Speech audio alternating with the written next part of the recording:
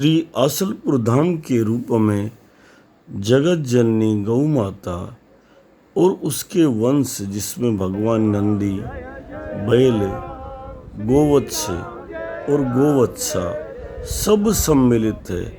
इनके वरदान स्वरूप जो प्रकट होता है गोबर उससे बनने वाला यह मंदिर निश्चित रूप से एक ऐसे सपने को साकार करने जा रहा है जो प्रत्यक्ष करेगा कि गाय से ही गोबर प्राप्त होता है, वरदान प्राप्त होता है। जो प्रत्यक्ष पुनर्स्थापित करेगा कि गाय का गोबर मुख्य उत्पाद है, दूध उसका सह उत्पाद है और केवल भारतीय गाय और गोवंश के गोबर से ही हम मूर्ति बना सकते हैं, दीपक बना सकते हैं, एंटी रेडिएशन रक्षा सूत्र बना सकते हैं, सैकड़ों प्रकार के उत्पाद बनाकर अपने शरीर की रक्षा कर सकते हैं और गोवंश के माध्यम से पूरे समाज, पूरे वातावरण की रक्षा करते हैं।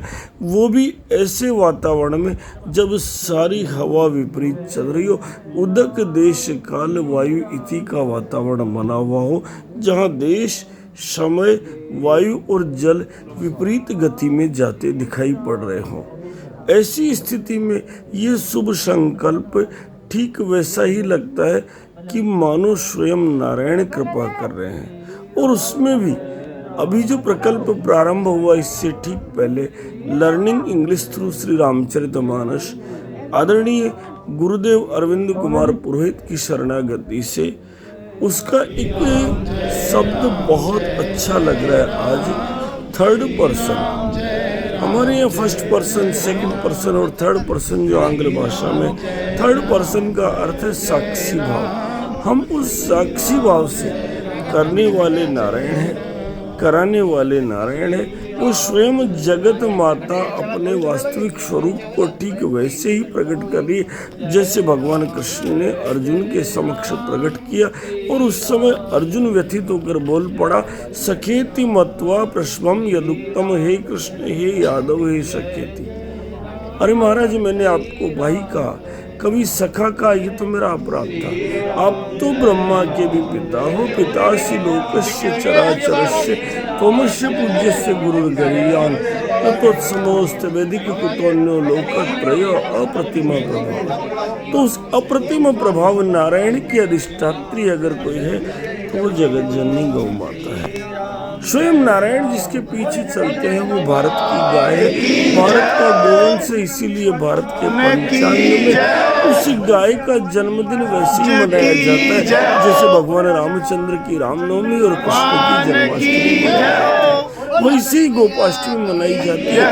केवल गाय की नहीं, उसके बछड़े का जन्मदिन भी गोवत्स द्वादशी के रूप में मनाया जाता है। और इसीलिए उस गौ रक्षा के लिए जो बीजारोपण कोटड़ा बालाजी में आज के 10.5 वर्ष पूर्व विशाल श्री राम महायज्ञ के माध्यम से प्रारंभ हुआ, जिसकी आगे चलकर प्रस्फुटन रुद्रगढ़ बालाजी में हुआ, जहां आज के 9 साल से निरंतर लक्षचंडी अनुष्ठान किया जा रहा है ताकि भारत राष्ट्र से ये गोवध का निवारण हो सके। और 12 वर्ष के लिए किए गए इसी संकल्प का परिणाम आज अद्भुत रूप से महालक्ष्मी के मंदिर के रूप में प्रकट हो रहा है। और उसी अनुरूप इसकी रचना तय हो रही है जो शायद इस क्षेत्र के अधिष्ठाता बेरिसाल जी बाबूसा की संकल्पना मानी जाए। एक अद्भुत रचना। बड़े आनंद से कल जिस समय द्वार के रक्षक हनुमान जी महाराज की स्थापना की गई, तब ये रचना का प्रथम बीजारोपण प्रारंभ हुआ।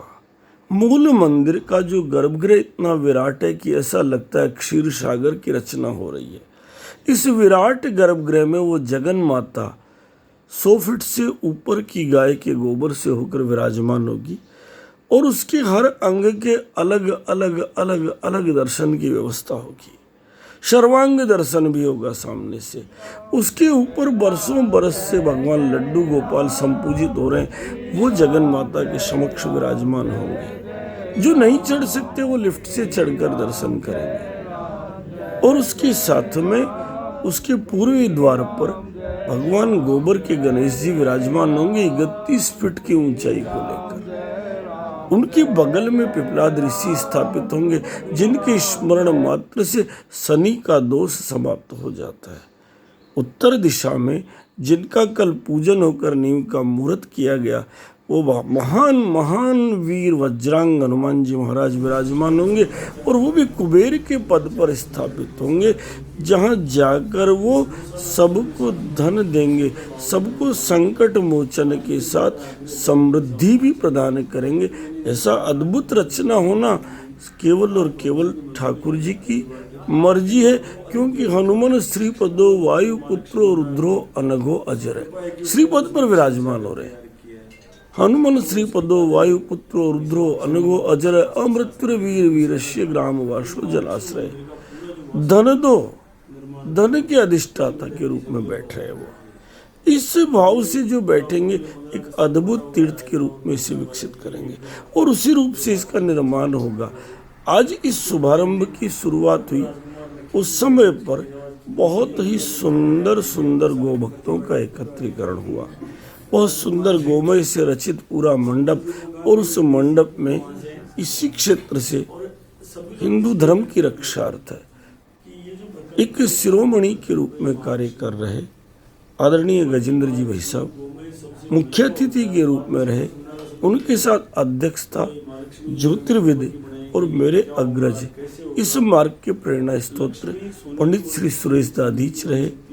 उनके साथ पूजा का भार पंडित मनमोहन जी माड़ साहब द्वारा संपन्न कराया गया, जो अपने आप में एक विशेष त्याग का भाव लिए हुए हैं। साथ में मंच पर रहे रेनवाल गौशाला को बहुत सुंदर स्वरूप देने वाले, सुंदर बावड़ी की रचना करने वाले आदरणीय कैलाश जी भाई साहब, साथ में नीलिया महादेव गौशाला के प्रतिनिधि के रूप में, रुद्रगढ़ बालाजी के प्रतिनिधि के रूप में, कोटड़ा बालाजी के प्रतिनिधि के रूप में, मेरे प्रिय जो बरसों बरस से लक्षचंडी अनुष्ठान और श्री राम महायज्ञ के द्वारा गौरक्षा के लिए प्रार्थना कर रहे हैं, ऐसे सीधे सज्जन गोभक्त शंभू धाकड़, जगदीश धाकड़, राजकुमार लक्की आदि आदि गोभक्त वहाँ विराजमान रहे।